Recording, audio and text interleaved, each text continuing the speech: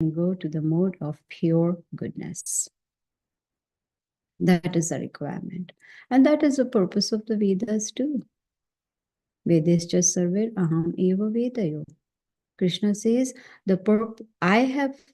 I'm the source of the Vedas. I am giving the Vedas. Vedas come from me, and the purpose is to know me. So to know Krishna is the purpose of the Vedas.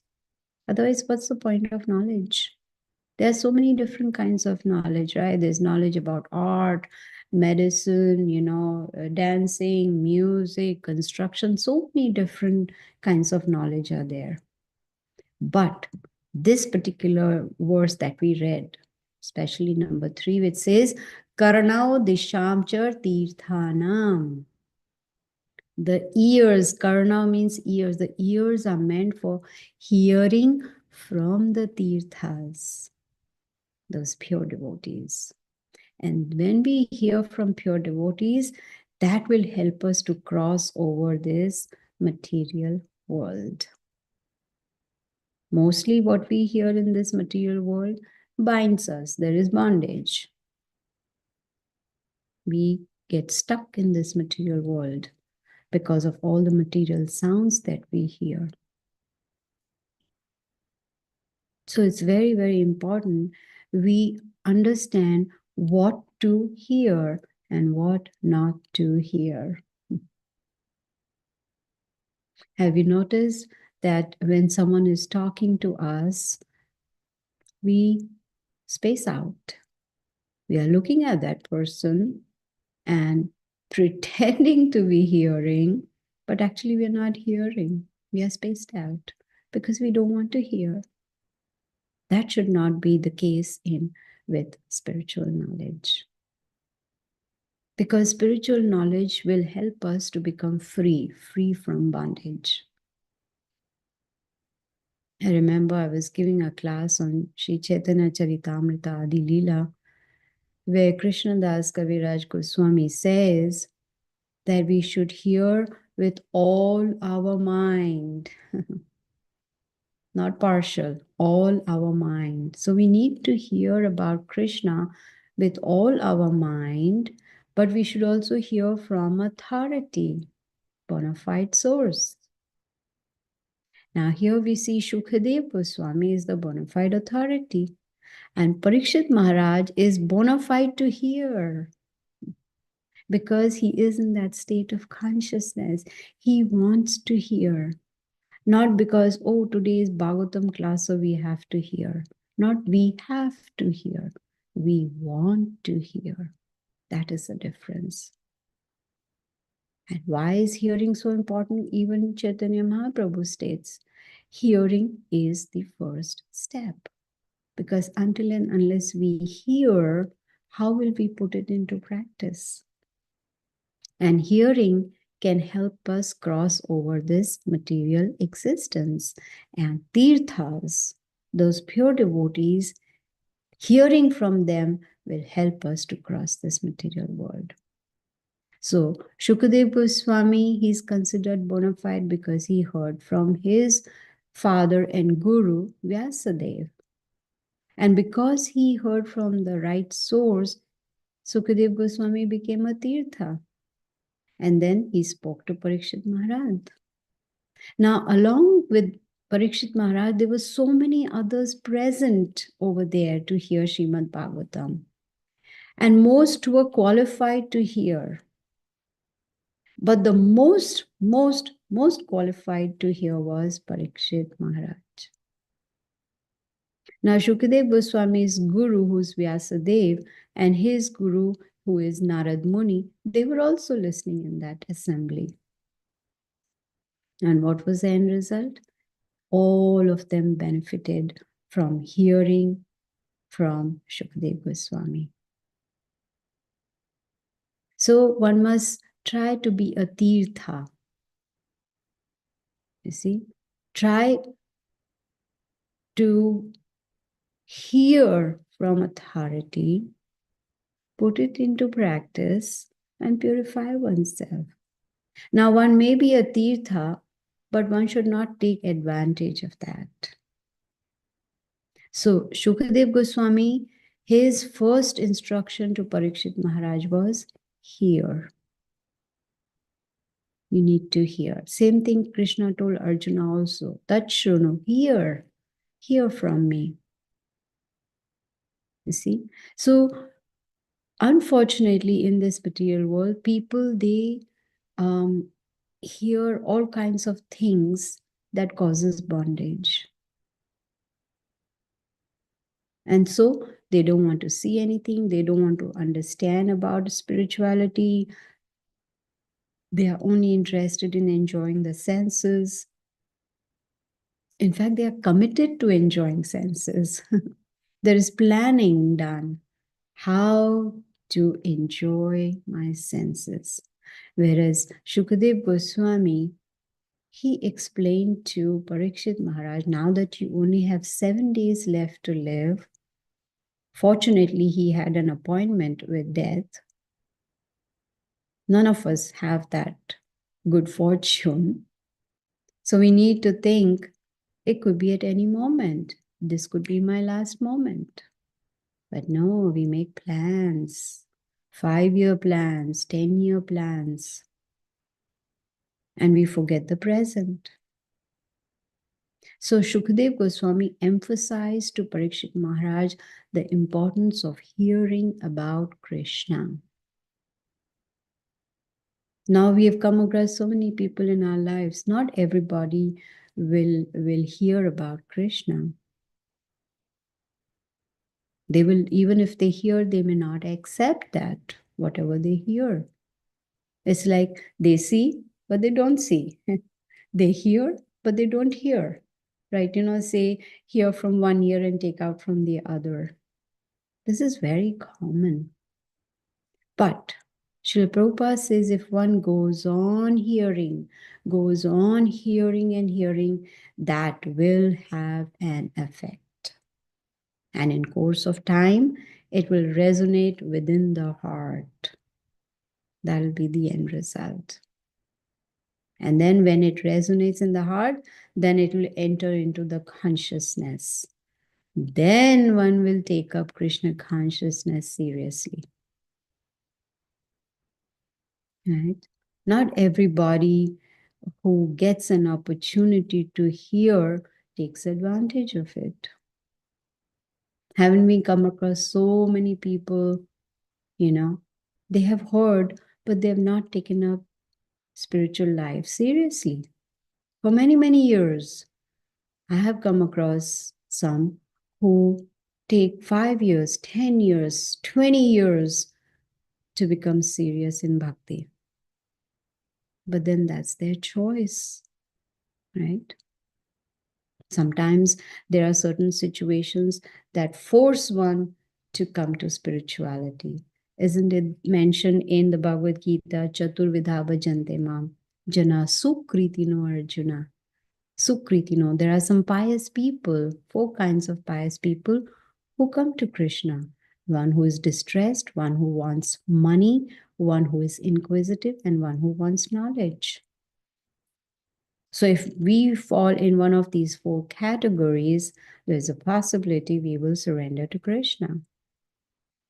And sometimes it's just the situation. Oh, I'm so depressed. I'm so much in anxiety. I have so many problems, so many miseries. Let me surrender to God. Krishna says, that's also fine. Come to me. Ajamil was a pure Brahmana, but he lost it. But after many, many, many years, he remembered what he had heard. And then he took up bhakti seriously, right? We also hear in Bhagavatam about Bharat Maharaj. He gave up his whole kingdom and he wanted to kind of renounce everything. So much opulence. Emperor of the whole world gave up everything and went to the forest. Why? To do bhakti, to remember Krishna. But when he went to the forest, he saw a deer, a baby deer and got so attached to the baby deer that he forgot bhakti. He was so engrossed, so attached to that baby deer, taking care of that deer like his own child. And so he lost the opportunity. He forgot to chant, he forgot to hear, he forgot to do anything about bhakti. All he did was deer, deer, deer. And what happened? At the time of death, he remembered deer and became a deer in his next life.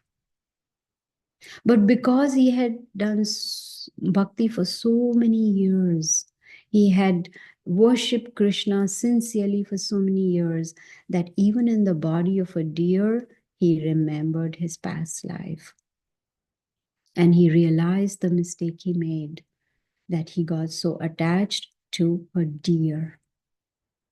And so when he gave up his body as a deer, before doing that, because he had knowledge, by grace of Krishna, he went to near the ashram of sages so that he could hear from them Krishna Katha.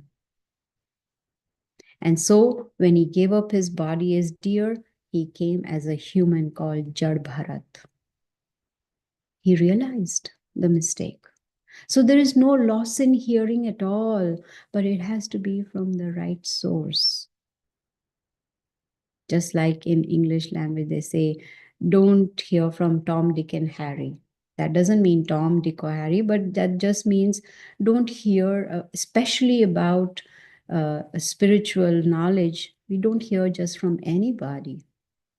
We hear from the right source, from bona fide source.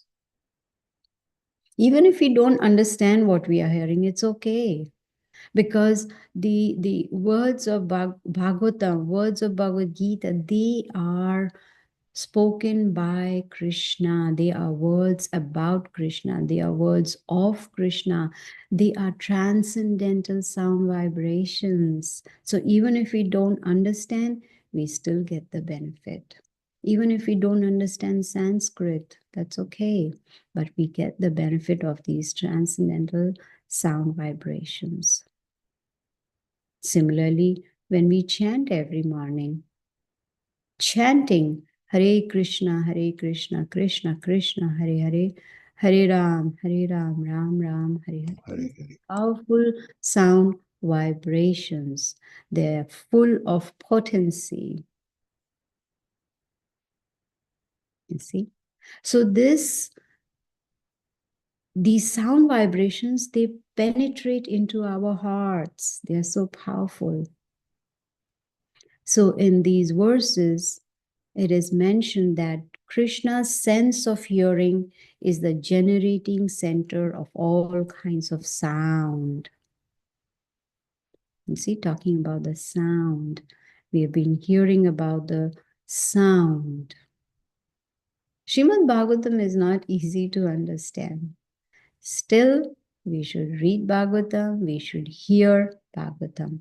Then gradually, one will get attracted towards Krishna.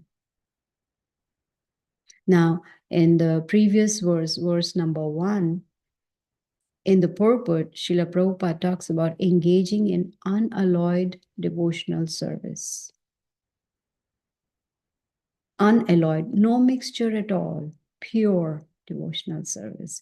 And when we do that, then the contamination of modes of material nature will be removed.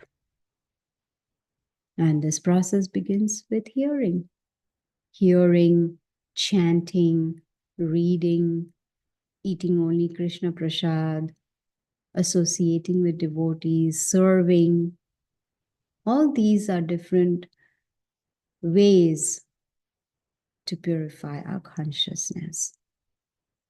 And while doing that, it should bring us to a stage where we are not attached to designations. Oh, I'm the temple president. Oh, I am the CEO of the company. Oh, I am a woman. I am a man. I am this. No designation at all. When we come to that stage, then actually devotional service begins, rendering service to Krishna. You see? So from these two verses that we took today, 2 and 3, verse number 2 and 3, they clearly indicate everything, everyone comes from Krishna. We heard this in Bhagavad Gita, the opulences of the Absolute, opulences of Krishna. And then in chapter 11, we also saw the universe. We didn't see, but we heard that Arjuna saw the universal form of the Lord, in which he saw everything comes from Krishna. Everything is within Krishna. You see? So here it says, his two nostrils are the generating centers of our breathing and all other airs. He is the source of our existence. Just like Srila Prabhupada explains that this body is useless without the soul. The moment the soul leaves the body, body is useless. What is the value of dead body? $5.60. Harry Monson, that's what he discovered. He was a scientist from Norway. $5.60. Can you imagine? But when the soul is within the body can function. We can see, we can hear, we can move our hands, walk, talk, we can do everything. But the moment the soul leaves, body is useless. Does anyone keep the dead body at home just because, husband is attached to wife, wife dies, so he preserves the body? No, it's dead. And one is anxious to take the dead body for cremation or whatever, for the funeral, because the body starts decaying. There is no soul. All that beauty is gone, everything is gone. And what was giving it beauty? The spirit soul. So we should not forget to feed the spirit soul. Yes, we need to feed the body, but what about the spirit soul? I heard that there was this man in India, I don't remember the city, and I actually saw the picture in someone sent me a picture of from the newspaper, that this man was very, very, very attached to his wife. And unfortunately, due to some illness or something, she died. But what did he do? He actually, from what I remember, he preserved her body. And that picture was that she was sitting on the couch and he was sitting next to her, with the arm around her. But that's the dead body. And he preserved it. Of what use is that? Can the wife talk to him? Can the wife, do anything? No, it's just a dead body there. But look at the attachment. Didn't want that body also to go. So you got to be very, very careful. After going through 8.4 million species of life, now we have a human form. What are we doing with it? Most people are wasting it in eat, sleep, and be merry. Just trying to enjoy the senses and forgetting the real purpose of human form of life. Athato Brahma Jigyasa. It's important that in this human form of life, we take it up very seriously. We worship the Supreme Lord. We understand that our goal of this human form of life is to go back to the spiritual world from where we have come. That's our real home, not this material world. But we get so attached over here.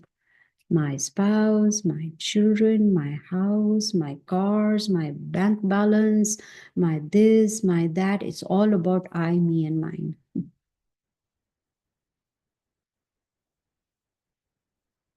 So that's not what human form of life is for. So from Srimad Bhagavatam, we can see,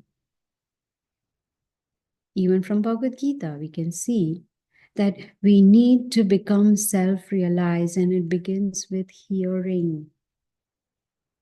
Once I had heard, I'm sure it is true, that as the soul is about to leave the body, all senses will stop working, and the last sense to stop working is the ears, the hearing power. So we are so fortunate to be in this human form that if we hear about Krishna throughout our life, then at the end, at the last moment, which is called the final examination at the time of death, we will be conditioned to hearing. And then when devotees around us will chant, we will hear because we have trained our ears to hear the right sound vibrations, which is Hare Krishna, Krishna Krishna, Hare Hare, Hare Ram, Ram Ram, Hare Hare. See? So this chapter, which is entitled The Purusha Shukta Confirmed, as in the beginning of the class, I mentioned about the Purusha Shukta prayers, which are given by Srila Vyasadeva from Rig Veda. We'll find it in Rig Veda. And the purpose of this is given in the invocation of these prayers. And this is how invocation goes. We worship and pray to the Supreme Lord for the welfare of all beings. May all miseries and shortcomings leave us forever, so that we may always sing for the Lord during the holy fire ceremonies. May all medicinal herbs grow in potency, so that all diseases may be cured. May the gods rain peace on us. May all the two-legged creatures be happy. I would imagine that's us, two-legged human beings. And may all the four-legged creatures also be happy. May there be peace in the hearts of all beings in all realms. Such a beautiful invocation. And see, so we get so many points here. It's talking about us, human beings, two-legged creatures. And it's talking about giving us peace. And we have the peace formula in the Bhagavad Gita already given to us by Krishna. He told Arjuna, Bhoktaram Yagna Tapasam Sarva Loka Maheshwara Suridam Sarva Bhutanam Gnatmamam Shantim Richati. Shanti is peace. He says, if we understand who is Krishna, if we understand he is the ultimate enjoyer, if we understand he is our best friend, if we understand he's the source of everybody, then we'll automatically be peaceful. So here these Purusha Shukta prayers also clearly is talking about giving us peace and talking also about medicinal herbs so that all diseases can be removed, which means there is disease in the material world. So there is birth, disease, old age, and death. All is there in 7 kinds of miseries in this material world. But we have solution too. Now, it doesn't mean that once we start hearing from the right source, the right knowledge, that there'll be no miseries. No, there will be misery because this material world is created like that. Dukhalayam ashashvatam. It's a place where we can reform ourselves. You see? Dukhalayam ashat, it is full of miseries and it is temporary. So that we can understand this is not our home. This is not where we belong. Take the fish out of the water and give everything to the fish, $1 million home, jaguar, rasgullas to eat, lots of jewelry, give everything. Is the fish going to be happy? No. Because the home of the fish is in the water. That's where it's going to be happy. It belongs there. That is our situation. We are fish out of the spiritual world and we are suffering here in material world and thinking all these possessions are going to make us happy. If we have $1 million home, then our desire is $3 million home. If we have a small car, desire is a big car, the latest model. And this is where we are looking for happiness. But we are fish out of the water. The only place we'll be happy is in the spiritual world. That's where we came from. And this material world is like a hospital where we get treated. We are diseased. What is the disease we have? The very first disease we have is we are in Maya, we are in illusion. I'm going to live forever. I'm never going to grow old. All my relatives will be with me forever. This is all illusion. You see? And the other illusion we have, this is a place where I'll get all the happiness in the world. So this material world is a place for for us to rectify our mistakes that we have made and become purified by hearing from the right source. Hearing, hearing, hearing, very, very important. So when we hear from the right source and we assimilate, we contemplate on it, not just we heard the Bhagavatam class and we are done, that's it. No, we think about it. We talk about it with other devotees and try to understand what is the purpose of these verses and what needs to be done, how to put it into practice. Then there's going to be a result. Then we will transcend the modes of material nature. Then we will come to that purified stage where we'll become qualified to go back to the spiritual world. You see? So it's very, very important that we hear regularly. Once again, the two verses today. His two nostrils are the generating centers of our breathing and of all other airs. His smelling powers generate the Ashwini Kumara demigods and all kinds of medicinal herbs. And his breathing energies produce different kinds of fragrance. Verse number 3. His eyes are the generating centers of all kinds of forms, and they glitter and illuminate. His eyeballs are like the sun and the heavenly planets. His ears hear from all sides and are receptacles for all the Vedas. And his sense of hearing is a generating center of the sky and of all kinds of sound. So I'll end here. Thank you so much. Hare Krishna. Krishna, thank you very much for a very wonderful lecture. There's so many points that you touched about. Devotees, this is the time to unmute yourself if you have questions to ask, if you have realizations that you want to share, if you have takeaways from this lecture that you want to share, this is the time to unmute yourself. So please do that. And there's someone okay, need to go Prabhu just before someone is there. Okay, Jackie, hang on a second. I'll just get to you. Need to go Prabhu is appreciating the class. It's a very wonderful class to you. Hare Krishna. So Jackie Mataji, please go on. Then after that, Pavitra Lalita Devi Dasi also. Hare Krishna, all glory to Shiva Prabhupada. Mataji, I missed the part. Who had an appointment with death? Oh, Parikshit Maharaj, because he was given a notice that he would die in 7 days. So he actually had an appointment with death. He knew in 7 days he would die. Okay, and who was he in the? Okay. So Shukadev Goswami is the one who is speaking, reciting the Srimad Bhagavatam to Parikshit Maharaj, who was the emperor, and he was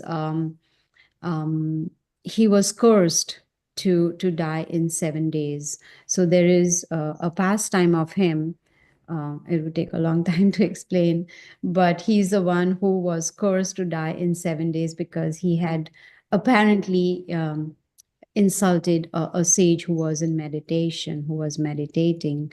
So in that sense, he knew that in 7 days he would be bit by a snake and he would die. So he decided to hear Srimad Bhagavatam from Shukadev Goswami, who was a disciple of Srila Vyasadeva and also son of Srila Vyasadeva. Is that okay? Yes, thank you, Mataji. Thank you. All glories to Prabhupada. Thank you very much. Pavitra Lalita Mataji, please go ahead. Hare Krishna. Thank you, Prabhu. Please accept my humble obeisances to all the devotees and Gita Mataji. Please Hare accept. Krishna. Mataji, your discourse is always so enlightening. All Thank you again for another good one. My question is in relation to what we spoke a little earlier in the discourse regarding the Tirtha Kshetras or holy places that devotees go to. We currently have the Mahakumbha going on in India, and I know that ISKCON is also actively participating in it. They have the Mahaprasad distribution and other sevas as well. In the past, our Guru Maharaj and Srila Prabhupada also attended the Kumbh Melas. My question is, for those of us who are not able to go to this particular Mahakumbha, are we losing out on the mercy of the Lord? No, definitely not, because Srila Prabhupada says that hearing the holy name is like bathing in the Ganges. See, hearing the holy name of the Lord when we chant Hare Krishna, that is equal to bathing in the Ganges. So it is not the place that matters, it is a state of consciousness that matters. So I may be at Mahakumbha Mela, but if my consciousness is not right, then I'm just getting the satisfaction of dipping in the holy river, right? So just like Prabhupada says, we can make our home a tirtha, a holy place. So if we practice Krishna consciousness sincerely and seriously, then if we are not able to go to a tirtha or like this Mahakumbha Mela, we can get the same benefit just by chanting at home in a pure state of mind. Does that make sense? Yes, Mataji. Yes. Thank you so much. Thank you very much for a very nice question. And thank you very much, Gita Mataji, for a very good explanation for her also. Any other? Hare Krishna Mataji, please the- accept my humble obeisances. All glories Except to mine, all Prabhupada. glories to Prabhupada. Mataji, is it only the humans get back to spiritual world when they think of where their conscious is in Krishna? Like the deer in the Jada Bharat story, the deer was thinking of Krishna when it left his body, but he didn't go back to spiritual world. He got another life of human. So is it the only humans go back to spiritual world? No, whoever gets to hear the holy name at the time of death goes back to the spiritual world. And in case of the deer, there is a pastime that Krishna wanted to teach us. And so he came back, the deer came back as Jad Bharat to liberate King Ravana, right? To preach to him and to also show us, from this pastime, what can happen if we are not in the right state of consciousness at the time of death. So there's a reason behind that. But if there is an animal, who is we see is about to die, and if we chant the holy name, the animal will go back. If the animal hears it, will go back to the spiritual world. So from Srimad Bhagavatam, there are many pastimes. They are there for teaching us, teaching us something about life. So Okay, thank you, Right. Mataji. This is a nice realization that Tirtha is right here in our own home. We yes, don't have to go back anywhere. As long as we keep chanting and remembering Krishna, you are at Tirtha. Right now, we are at Tirtha listening to you, Mataji. Thank you. Hare Krishna. my husband always used to joke with me. He still does. Whenever I say that I want to go to Vrindavan, that's in India, He'll say, make home Vrindavan. You don't need to spend money and go all the way to Vrindavan. But if we are able to, we should go. That's what I do. Yes, All Mata. right. Thank you. Hare Krishna. Hare Krishna. Thank you very much. Leela Krishna, Prabhu. Hare Krishna Mataji. Hare Thank you so Krishna. much for, I had just comments when I was hearing the 2 points about the hearing at the time of the death, only the ears will work. And the second I want to come that one husband was very attracted to his wife. I will come to that one. I don't know who is that husband. I want to know that. But the first point is what you're saying is the ear, right? Definitely Shravanam and the Kirtanam. So that particular sense, as most of the study is, as we get older and older, our hearing power will be loosened, right? We cannot hear it. But the hearing is the only one which will give us to go back to Godhead, because that's the only thing is left. But as the age progress, we are losing our hearing power first out of all the senses. So how to make sure that my ears are protected so that at the time of the death, my final exam, I am able to hear it. That's why there's hearing aids, right? Hearing. You can hear, Yep. you can More use practical. hearing aids. Yes. That's more You're practical. right. Yeah. Yeah. No, when I So was hearing, yeah. yeah, so I remember my mother when she was about to leave her body, I knew she can't hear properly. So I had to literally go to her ear. My mouth was near her ear to chant so that she can hear. So yes, hearing, but according to the acharyas, hearing power is the last one to leave, just before death. Yeah. So I Makes hope sense, Mataji.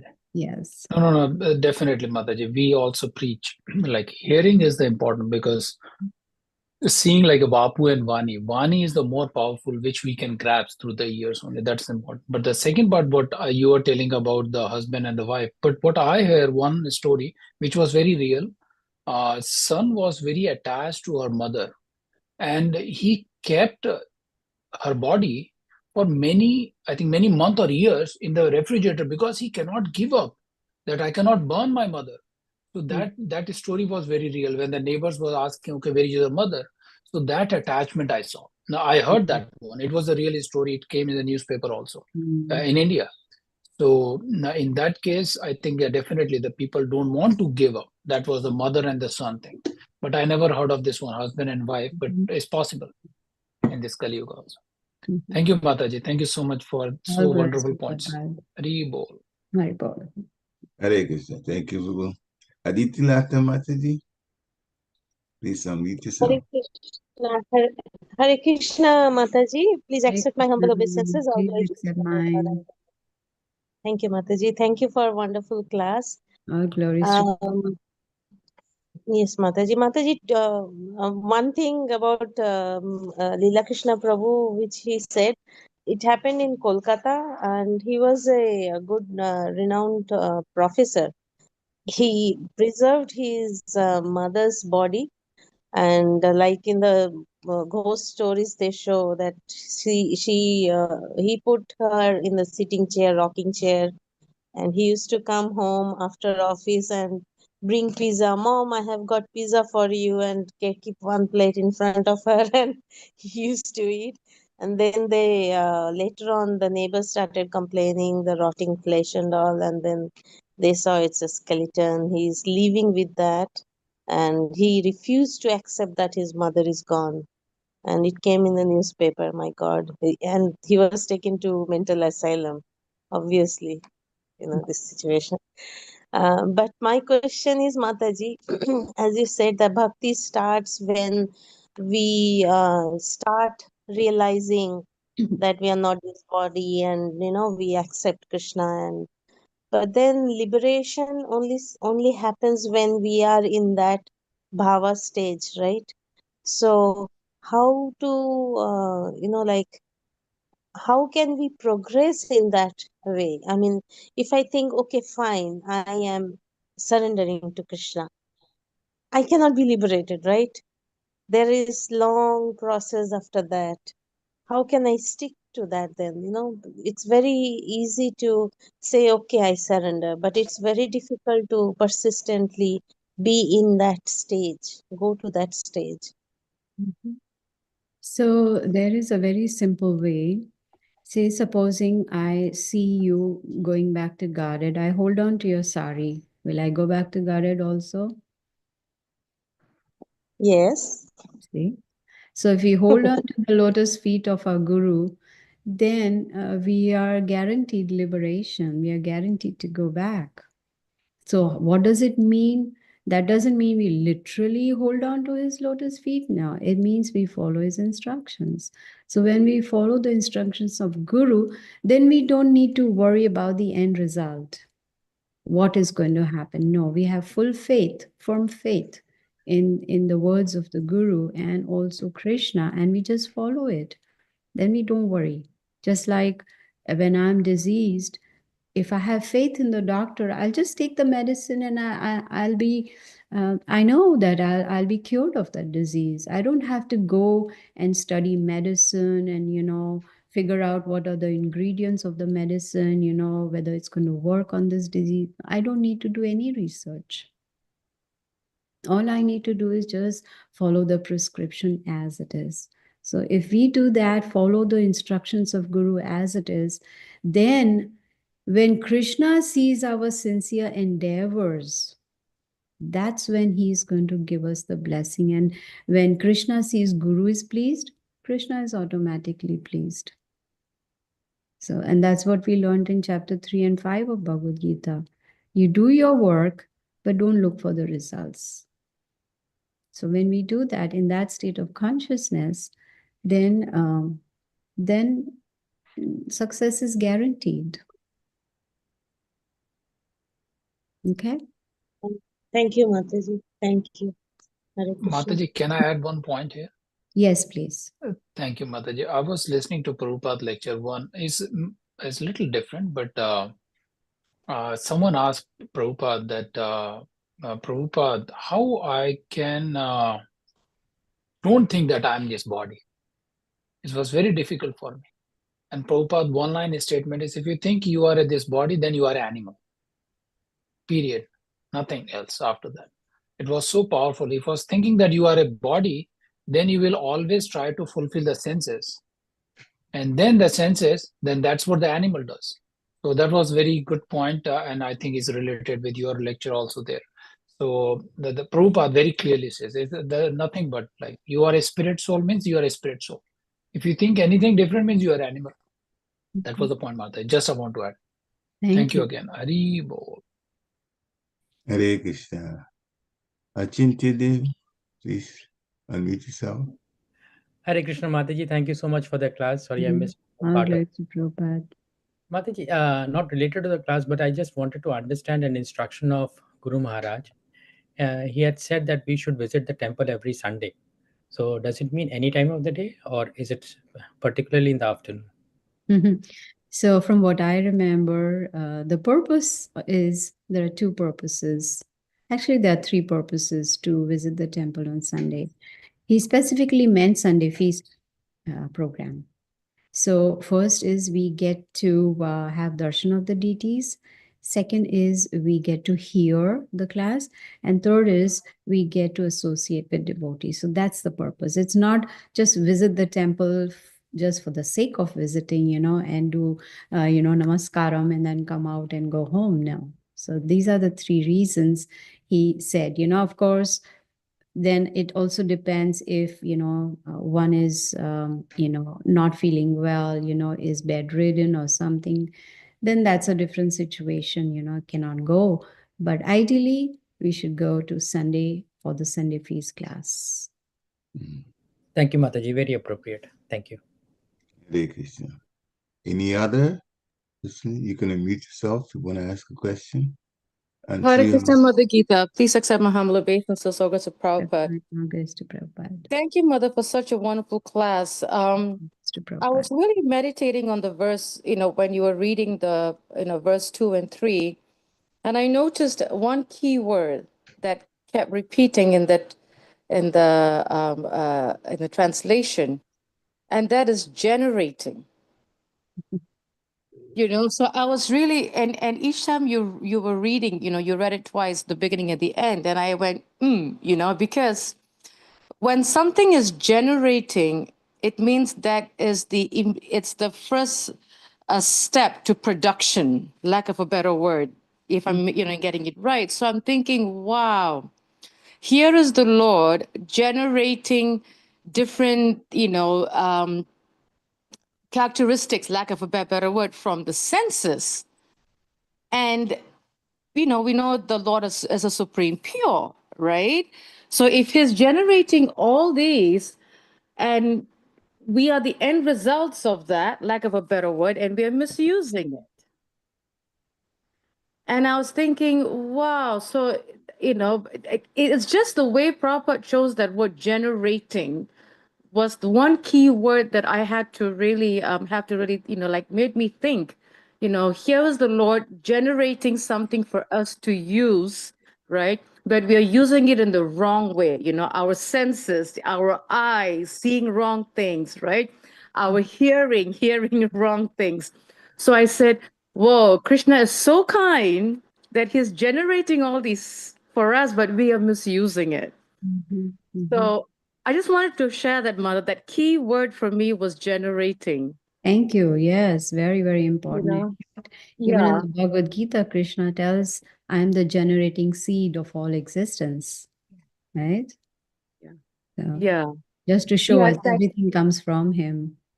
Yes. Like even when you spoke about hearing, right? Like we can hear something over and over and over and over, but if it's not changing us, that means we did not hear. So We there did are two not things. hear. See, there Yeah. is hearing and there's listening. Hearing is just hearing. Listening is when we are actually processing it. So there's a big difference. That is a good point, Mother, that I learned from Anutama Prabhu's communication course several years ago. He differentiated hearing and listening, because most of the time we are hearing, we're not listening. But I think the thing is, with our conditioned minds, because Prabhupada, the first step is Shravanam. Okay, I just hear it, my job is done. But what Prabhupada meant is, are we listening?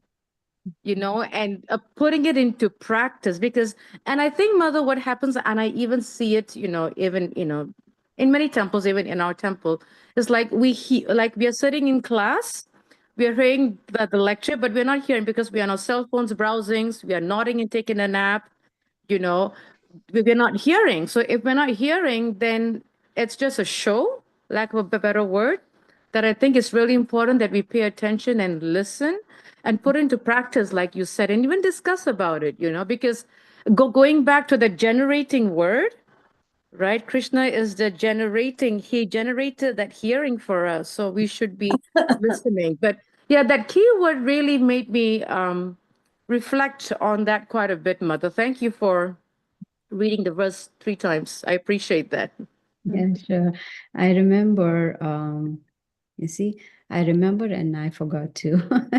That's the yoga I'm sorry, memory. Mother. Oh, I forgot what I was going to say anyway. I'm Yeah, that sorry, happens. Mother. I'm No, sorry. it's not your fault. distracted. It's my brain Your frozen. prayer comes back again, the things that you Yes. wanted to. All right. In the meantime, anyone else has some realizations to share? Questions? Prabhupada, I just wanted to say, Gita Mataji, that in Prabhupada's lecture, many of the lectures, when we hear, he says to his devotees, to his disciples, sit up straight, listen properly, don't do that. So this is probably for this listening. He was telling all these disciples. So that's what we need to do, focus. Oh, yes. Now I remember talking about hearing. Mm. So a class was going on, and when it was time for question answer, one person raised his hand, and he said, I have a comment. I want to thank, you all have, you all have cured my disease. I have a disease, and you have cured my disease by having these Bhagavatam classes in the morning. And so the speaker asked, what was your disease that got cured? He said, I was not able to sleep, but the day I started coming to your Bhagavatam classes, immediately I fall asleep. So my that disease is cured, where I just fall asleep as soon as I start hearing the lecture. So that is called neither listening nor hearing, just falling asleep. And that's very common. Maybe that's why we don't have our videos on, because then the speaker cannot see if anyone has fallen asleep, right? I'm just kidding. I'm Or just even kidding. and not being at present to hear the lecture, not hearing and listening, Yeah, so true, mother. So true. Hare Krishna. All right. So, any other comments? I can speak and live in defense of those who haven't turned their cameras on. We've got quite a few questions today, which means people were listening. Otherwise, they couldn't have asked those questions. I was just kidding. I didn't. Yeah. Some people may take it seriously. That's why I just No, put that point not at in all. there. Not at all. That Now, was my intent. No. earlier, by the way, what do you have other questions?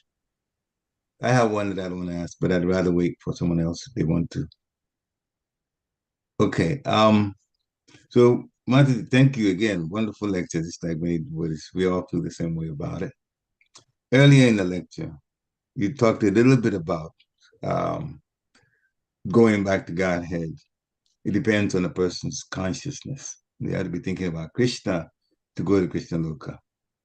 And you gave the example of those entities in Vrindavan, especially you talked about the monkeys and so on. And even some of the human beings. You have to be thinking about Krishna even when you're in the down, before you go back to the spiritual world.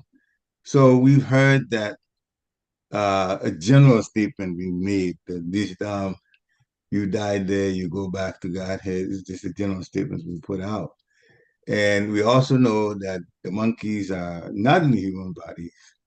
And the point is being put out that they go back to Godhead. So I'd like you to comment a little bit more about it, especially since you brought Bharat Maharaj into it, and he went into the body of a deer because he was thinking about a deer. So he had to do one life as a deer and then back as Jat Bharat later on. And you described the reasons because Maharaja Hugan also benefited from it. But still, back to this whole point about entities in Vrindavan. Can you comment more on this whole thing about going back to Godhead from Vrindavan? Yeah, so we've heard Srila Prabhupada talk about this, that all those who are living in Vrindavan, the Brajvasis, this is their last birth and then they will go back to Godhead. Now, before being there this last birth, they had previous births too, right? So there's a possibility that their previous birth was also in Vrindavan, but they were not successful in going back to Godhead. Now, this is what I heard from a Maharaj who was giving a class where he said that not all those who leave their bodies in Vrindavan go back to Godhead. Some of them have to come back because, again, it's depends on their state of consciousness, right? Now, we've also heard that these monkeys are not ordinary living entities. They are great sages, you see? They are great sages who, of course, this is their last birth. They will be going back to Godhead. Now, from what I have heard, that I don't know, sorry, I don't have any scriptural reference to that, but what I've heard is that these great sages who are monkeys actually were there during the time of Lord Ramachandra also. Now, I don't know how far it is true. And there Possible, was, yeah. yes, so there was some reason. So the reason I don't talk about it is because I don't have any scriptural evidence, and this is just what I've heard. Yeah. Yeah. So it again comes down to the last moment, of our lives, the time when we leave the body. What is the state of consciousness? You see? Now, say, supposing I am in Vrindavan and about to leave the body, and devotees are chanting around me. Excuse me. They are chanting around me, but if I'm not focused on hearing, you see, If I'm not focused on hearing, I'm focused on the pain in my body. I'm focused on, this is hurting, that is hurting, or I'm focused on, oh, where's my spouse? Where's my this? So then how can I go back to Godhead, even though I'm in the holy dham? Does that make sense? Yeah, absolutely. So. Yeah, absolutely. Okay. I also, speaking about hearing, I also heard that some of the sages were involved in things that were against the regulated principles, and they were put in monkey bodies another life. Okay. I've heard that too. Yeah, actually, I've seen that. Prabhupada mentioned that. Mentioned that, some of them. This one about the monkeys involved in Ramayana or with Lord Ram, that's the first time I'm hearing from you. Hare Krishna. Thank you very much. Any final questions? Mataji, can I share one example? Sure. I just heard from Maharaj lecture. In one of his lecture, he says there were two neighbors, one Brahmana and one Vaishya, prostitute. And Brahmana was, of course, he's reading his Vedas and doing puja, patan and everything. But the Vaishya is doing her own business. But Brahmana was always looking at the Vaishya and saying, oh, how many people are coming, how many people are going, how much she is earning. But the Vaishya is thinking, oh my God, Brahmana is there, always thinking of Krishna, always doing puja. I wish I can do that. So she was always thinking what Brahmana was doing, and Brahmana was thinking always what Vaishya is doing. So one day there was a fire and both of them are died. And then the Yamadutas came for Brahmana. And Brahmana said, yeah, how come Yamadutas came? I should go, we should do that. But they said, but you were always thinking of what Vaishya was doing. Your conscious was always thinking about Vaishya's job. But that Vaishya was thinking about Brahmana's dude, and she was always thinking of Krishna and always thinking of Lord. That's why she is going to back to Godhead, and you are going to Yamaloka.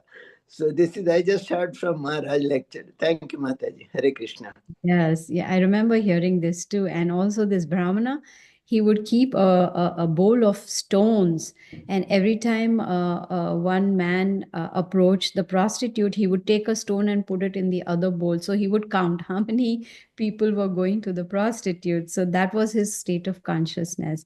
He was reading the Bhagavad Gita, but then he was also concentrating on how many people were going to her, whereas she was, even though men were coming to her, her consciousness was that, look, he's reading the Bhagavad Gita. I wish I could read the Bhagavad Gita too. So it's again state of consciousness. Thank you for sharing. Thank you, Mataji. Hare Krishna. Yeah, thank you. Any final questions or comments? Achinta Deva, please go ahead. Mataji, an observation and maybe a direction how we handle it is, we were talking about hearing, listening, and practicing what we listen. We've also seen many places where a devotee who is giving the class, many a times, if we know that particular person, we know that whatever he's preaching is not what he practices. For example, false ego, etc. So how do we handle such situations? First of all, we are nobody to judge anybody. That is point number one. We can judge somebody only if we are in a position. Like if one is a temple president or GBC or some authority, then they should be, not should be, they will generally, make sure that all devotees in the temple, are practicing what they preach.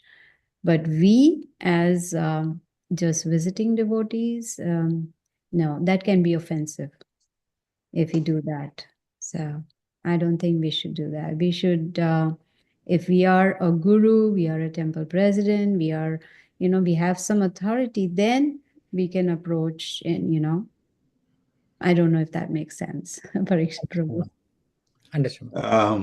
Sri Guru Govinda Maharaj also said exactly the same thing you said. People in authorities, It's like a coach. A coach is criticizing a player, not because the coach does not like the player. They're criticizing the player because they want the player to do better. So those in those positions, yes, they can do that. But the players, if they start fussing among themselves, then the whole team's gonna fall apart.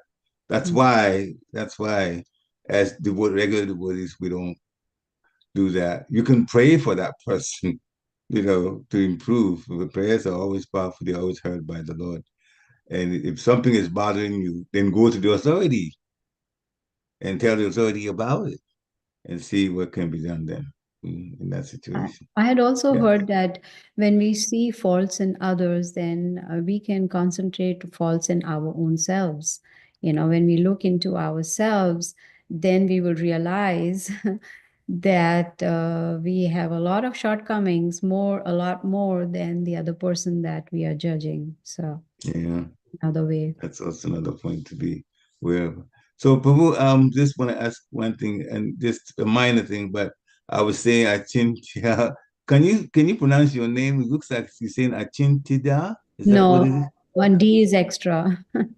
Oh, the D shouldn't have been there. Yes. I'll correct. Achintya. Oh, it's like, okay, so Achintya. All right. No problem, no problem. I just wondered. I would have asked for the meaning of it too, but since it doesn't matter, Achintya is inconceivable. All right, so Hare Krishna. Thank you all, devotees, for coming on and for the lectures and making a very lively discussion also. So have a wonderful, wonderful rest of your week. Hare Krishna. Thank you, Vancha Prabhuji. Thank you, kalpa. Mataji. Hare Krishna. Hare Krishna. Hare Krishna. Hare Krishna. Nice class, Mataji. Vanchakalpatarubhishcha kripa sindhve evacha patitanam pavanebhyo vaishnavebhyo namo namaha. Sira Upad ki jai. Thank you. Hare Krishna. Hare Krishna. Hare Krishna. Hare Krishna. Hare Krishna. Hare Krishna. Glory to the Prabhupada. Hare Krishna. Hare Krishna. Glory to the Prabhupada.